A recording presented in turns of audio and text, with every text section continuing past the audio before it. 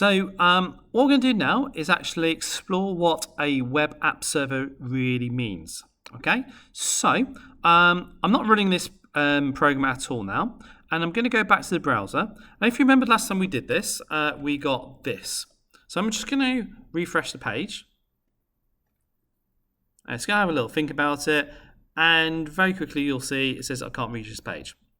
Now the reason for that, and it says localhost refused to connect, that's because the server's not running. So what this is a web app server, a development web app server to be precise. So in order for these web pages to be viewed, we must run them. So I'm going to press execute again. And now you see it says running on HTTP blah blah or localhost. So now when I check it again, you should see that that's up again. That's brilliant.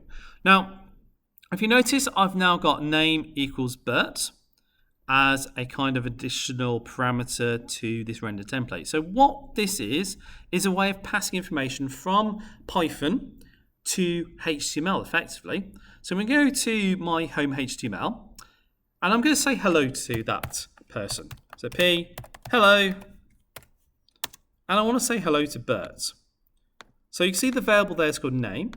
So I'm going to put name there.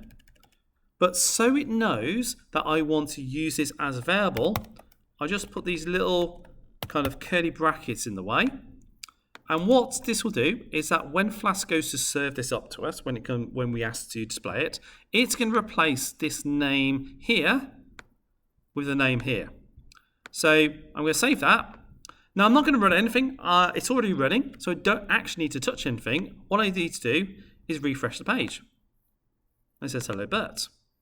Now I'm going to go back to the Python, and I'm going to type a different name in. So let's go Sally. I'm not going to press execute. I'm just going to refresh the page again. And notice that it's not refreshed this time. Okay, let's press save. Let's refresh again. And this time it has. So this is a little bit strange, and it's going to get your head a little bit in a twist. As long as you save it, you don't have to keep rerunning the server. Okay, you don't have to stop it and then run every time you make a change. Okay, all you have to do is minimize that, make your changes, make sure you press save.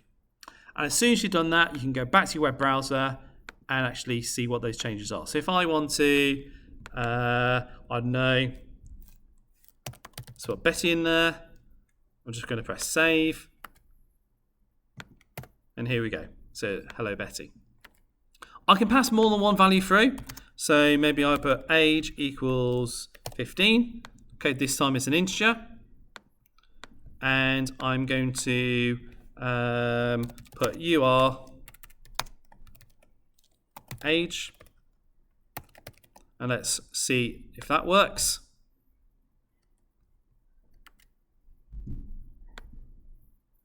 Yep, there you go, you are 15. So we can make the changes, we can pass through parameters, and the easiest way to do so is by adding them like this. There are obviously other ways of doing it, but we're beginning, so that will do for now.